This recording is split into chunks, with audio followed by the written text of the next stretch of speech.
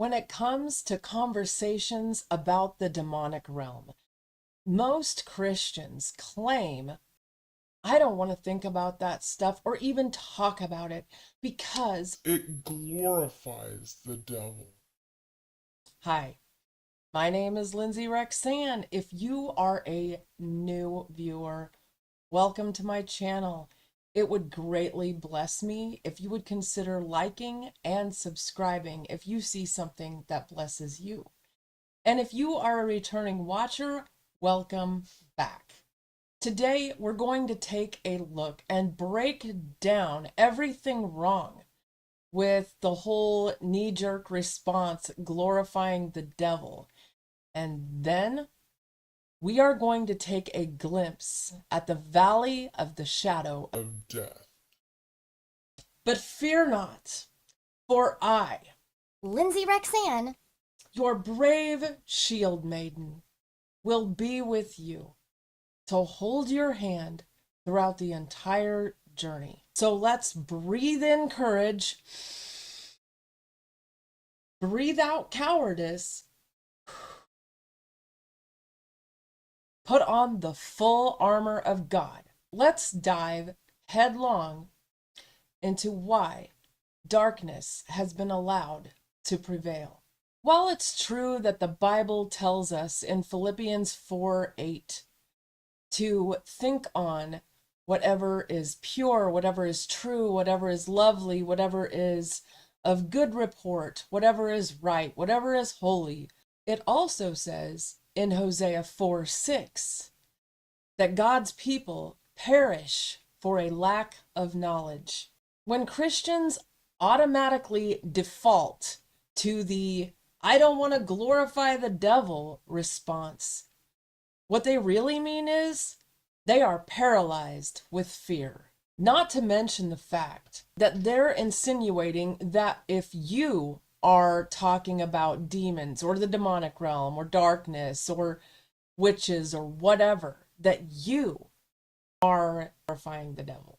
And that they are simply too pure to even speak about such wickedness.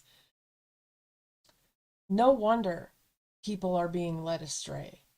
The truth is, guys, the devil is more glorified the more hidden he is. The reason we're seeing so much satanic everything in our culture today is not because evil has just all of a sudden ramped up like, oh my golly, the sky is falling. Pull out your rapture rug because the tribulation's right around the corner. Whatever will we do?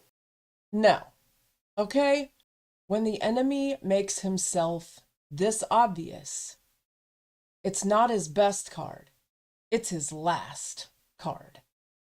You actually give the devil glory by being so afraid of his kingdom that you can't bear the thought of even talking about it.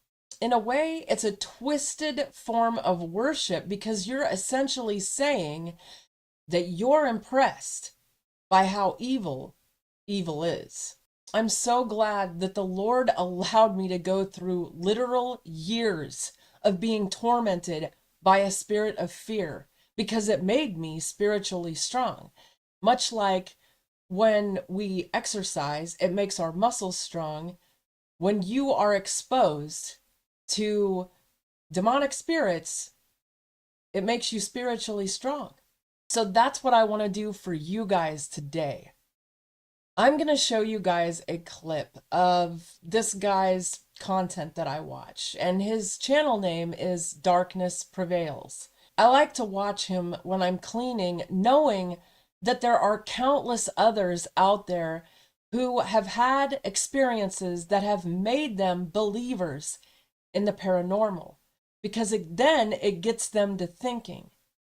And instead of it making me question my faith, it actually bolsters my faith. Stories like the ones that we're getting ready to watch are my absolute favorites. So sit back and enjoy. And remember, your shield maiden is with you. So, as promised, I am right here with you guys, and I sincerely hope that this story blesses you the way that it did me. Enjoy, guys. It couldn't pass my property line. From Sulphur Eyes. I've hesitated to share this story for many years, and truthfully have only shared it with a very select number of people. Perhaps if I get this off my chest, I'll feel better about it, like therapy. To begin, I'm Christian. Though I consider myself non-denominational, I grew up in a Pentecostal background, which teaches of the Holy Spirit, sometimes giving gifts to believers in the form of discernment, prophecy, and tongues. The gift of tongues is understood to be a language, which has no inherent meaning to people except that it's a holy language, spoken through us by the Holy Spirit. Now on to the story. When I was about 14 or 15 years old, my mom and I lived with my aunt and uncle at my grandparents' old homestead. My grandparents had passed several years prior, and my aunt and uncle bought the property from my mom and the rest of her siblings. My mom and I had fallen on hard times, which is why we resided with them.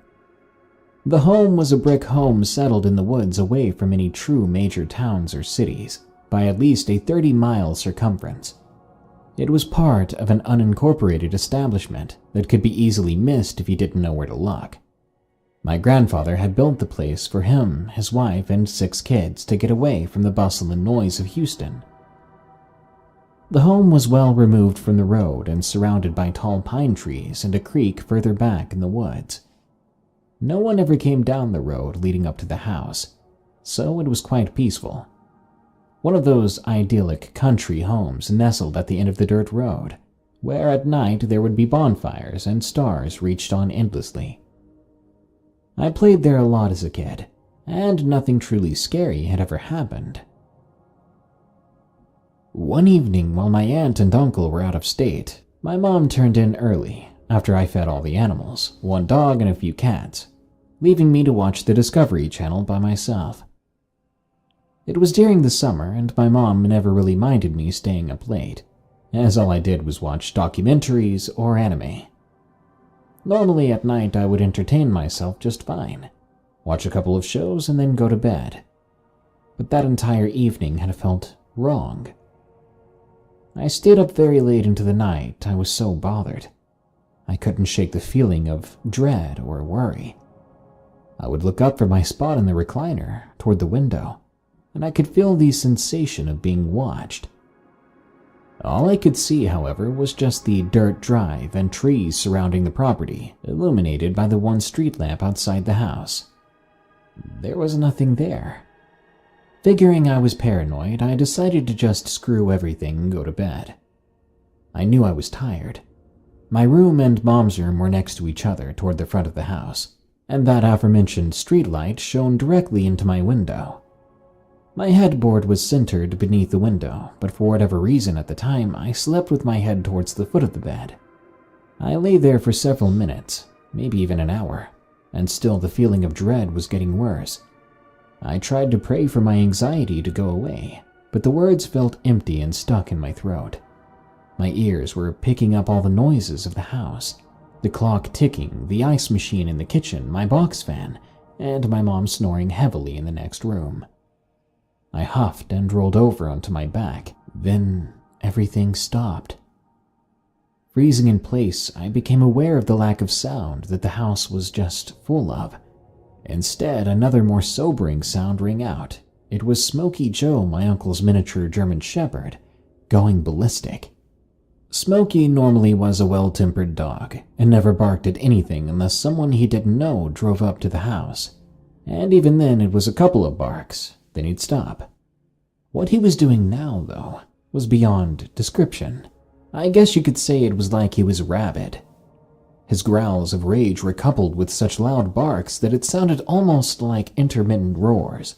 It sounded as though he was just below my window outside. My first reaction was to try and roll up to see what was going on, but something told me to freeze right where I was. It wasn't a voice so much as an absolute instinct of knowing. At that moment, a couple of things happened that I'll never forget. One moment I was staring at the ceiling in terror, and the next I was looking outside. It was like the images were placed in my head and I could see exactly what was going on from a point of view that wasn't mine. The other thing that happened was I could hear my mom, who was sound asleep, but speaking in tongues. Her voice was loud and commanding, and in my mind I could see Smokey Joe, hackles raised, snarling and livid, just beneath my window, staring dead ahead at this thing standing motionless under the street lamp. This thing was like an undulating blot of ink. That's the only way I can describe it. It had density and mass, but no discernible shape. There was a head, but the rest of it resembled anomalous shadow. No features, no face, nothing like that. And the thing that frightened me the most was that even though it was standing directly under the light was swallowed up in the presence of the mass itself. I could hear my mom get louder, and chills ran up my back. I couldn't understand what she was saying, but it was quite clearly a language, precise, syllabic, and authoritative. As I hear her get louder, I saw the inner portions of this shadow ripple like water, but way too thick and slow, and from the center of it, I heard this hissing sound. It was pissed. But I noticed something else. For whatever reason, it could not cross the property line. It was as though something was stopping it. It didn't fight to try and get across like I thought it would. It just stood there, angry that it was being denied entry. It was the strangest thing, and in my mind I felt that moment of knowing again, and this time it told me that this thing was not allowed here, and I felt calm immediately. The moment that realization hit, I was once again staring back at the ceiling of my room. Smokey had stopped barking and was just huffing until he was silent again, and Mom gradually grew quiet, going back to just snoring. The clock, the fan, the ice maker, and the normal sounds returned all at once. I must have laid there just a little longer until I bolted up and looked out my window. I found Smokey Joe staring curiously at the now empty spot. Seeing him standing there looking at that spot, more than anything, made me realize I wasn't dreaming. I briefly asked my mom the next day if she remembered praying in her sleep, but she remembered nothing, and even all these years later, she believes what I told her about this event. I believe the Holy Spirit saved us, but from what? I have no idea. So, I really hope that blessed you guys today. I know it did me. And as always, I love y'all. God bless you. And I will see you in the next.